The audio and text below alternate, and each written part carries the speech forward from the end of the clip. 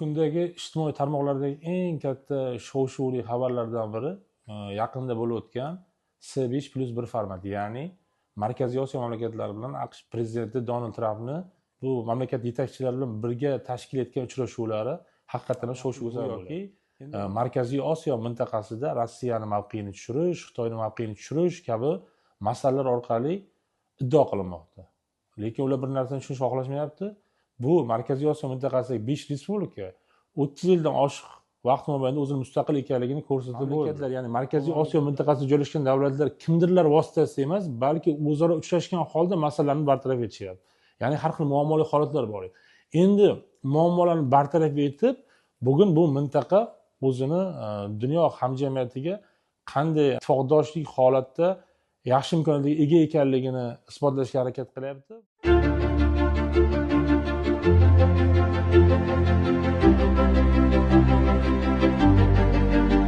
Bugungi kundagi ijtimoiy tarmoqlardagi eng katta shov-shuvli xabarlardan biri yaqinda bo'lib o'tgan C5+1 formati, ya'ni Markaziy Osiyo mamlakatlari bilan AQSh prezidenti Donald Trampni bu mamlakat yetakchilari bilan birga tashkil etgan uchrashuvlari haqiqatan shov-shuvga sabab bo'lyapti.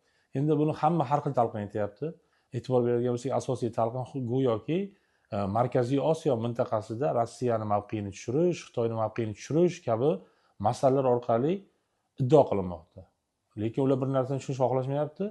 Bu Markaziy Osiyo mintaqasidagi 5 respublika 30 yildan oshiq vaqt mobaynida o'zini mustaqil ekanligini ko'rsatib bo'ldi. Bu mamlakatlarni bugun kimdir vassali sifatida yoki kimlarni qarami sifatida ko'rsatish bu boshqacha mohiyatdan aytadi. Shu jihatdan ularni bugungi kunda olib borayotgan ittifoqdagi harakatlardan maqsad mintaqani rivojlantirish. Chunki mintaqa oldida juda ko'plab masalalar bor edi va bu masalalarni faqatgina o'zaro ittifoq asosidagina yecha olinadi. Bilamiz, chegara masalasi qanaqa bir og'ir masala ediki, chegara masalasi hal bo'ldi. Nimaga? Chunki o'zaro kelishuvlar asosida bartaraf etildi. Agar biz bugun C5+1 formatini ko'radigan bo'lsak, bu boshlangan 2015-yilda tashqi ishlar vazirlari doirasida o'sha suv masalasida, energetika masalasida va investitsiya masalasida o'zaro terrorizmga qarshi kurash maqsadida tashkil etilgan. Lekin 2017-yilda davlatimiz rahbari tomonidan yana ham keng e'tibor qaratildiki, bugun bu masala shu darajaga yuqoriga chiqyapti. Endi bu mamlakatlar, ya'ni Markaziy Osiyo mintaqasida joylashgan davlatlar kimdirlar vositasida emas, balki o'zaro uchrashgan holda masalalarni bartaraf etishyapti. Ya'ni har xil muammoli holatlar bor.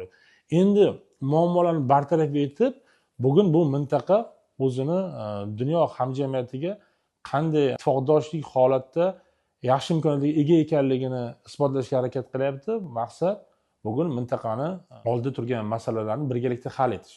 Va bu haqiqatdan ham mintaqani bugungi hamkorligi hatto o'sha dunyodagi eng yirik bo'lgan AQSh tomonidan ham e'tirof etildi va bu masalaga ular ham alohida e'tibor qaratilyapti va buni kuni kecha o'sha Donald Tramp bilan 5 ta mamlakat yetakchisi o'rtasidagi uchrashuvda ham ularni o'sha yakka-yakka olib borgan o'zaro hamkorliklardan ko'rish mumkinki, haqiqatdan bugun mintaqa juda ko'plab yirik davlatlar nazarda turibdi.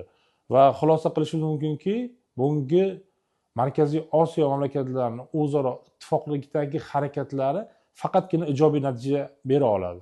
Bugun biz endi chegara masalalarini hal qildik, lekin oldimizda eng katta masala turibdi, suv masalasi yoki o'zaro investitsiyalar masalasi va mintaqaning nufuzini dunyo siyosatiga, iqtisodiyotdagi o'rnini oshirish masalasi turibdi. Bu albatta yakdil fikrlar asosida, bu o'zaro hamkorligi natijasiga erishiladigan masala.